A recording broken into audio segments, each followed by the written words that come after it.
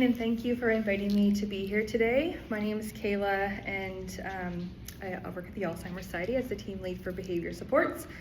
Before I tell you about our work, I want to share a personal story with you. My grandpa Dave was well known in the small town that we grew up in. He was a longtime employee of the township, and he was a volunteer firefighter for 25 years. He died at 66. I was 17, and he had vascular dementia. At that time, dementia wasn't something our family talked about very openly. The changes he was going through were quiet, almost always hidden, and we didn't really understand what was happening or how to support him.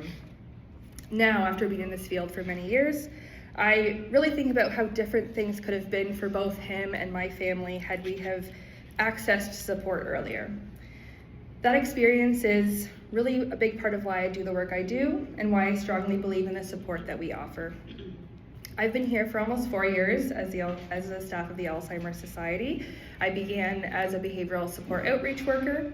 Our Burlington office is located on Harvester Road, and we have a satellite office in Georgetown that just opened this past spring.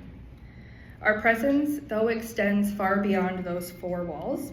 You'll also find our services throughout Burlington at the library, at the Lions Club, in the emergency department at Joseph Brant, and most importantly in people's homes. Our mission is simple but powerful. People living with dementia are at the center of everything we do. And because of this mission, I'm here tonight to highlight two critical needs that we see every single week in our community. In the role of behavioral outreach worker, I've seen firsthand the difficult choices that families have had to face: groceries or continence products, paying bills or buying nutritional supplements, dignity or debt. Products like nutritional supplements, I'm sure you've heard of Boost and Ensure, Jelly Drop hydration gummies, or continence products might seem small, but for many of our clients, they are simply unaffordable luxuries. Yet without them, people living with dementia face serious risks: malnutrition, dehydration, infection, falls, or a hospital admission that could have been avoided. We know a solution works. We've been here before, and we've received $1,000 to have a contribution for our clients to receive some of these supplies. With these funds, clients living in Burlington have benefited from Ensure, which helps supplement nutrition, Treaded Socks, which help to reduce the risk of falls and minimize visits to the ER, and incontinence products, which help to promote dignity and independence. Currently, though, we do not have any more dedicated funding for this type of assistance, which is why a larger contribution will make such a profound difference for our clients. The second opportunity is to help make our communities more dementia-friendly.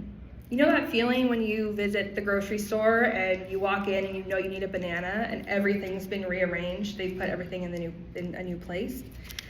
It's really disorienting, frustrating, and time-consuming. Imagine feeling that every single time you walk into a grocery store. My grandfather loved going out, loved to go to the Legion, to visit with his friends, loved to go to the arena, to watch my cousins play hockey, loved to go to the grocery store. As dementia progressed, those outings became harder for him, and eventually he stopped going altogether. Not because he wanted to stay home, but because the world felt too overwhelming for him to navigate. For many people with dementia, this is the reality. Our Dementia Friendly Communities program is designed to change all that. We work with businesses and organizations to remove those barriers, creating spaces for people living with dementia where they can feel safe, included, and valued. Dementia Friendly Communities help to keep people connected to the places they love instead of pushing them into isolation after a diagnosis. Our goal isn't just to make spaces more welcoming, it's to shift how every single person in the community interacts and supports people living with dementia. Currently, our program is partially funded by the Ministry for Seniors and Accessibility Community Grants Program, where we receive approximately $20,000 per year. That funding goes to support a full-time educator and the expanding program, and it's not guaranteed. We have to apply for it every single year. The rest of the funding for this initiative comes from donors like yourselves.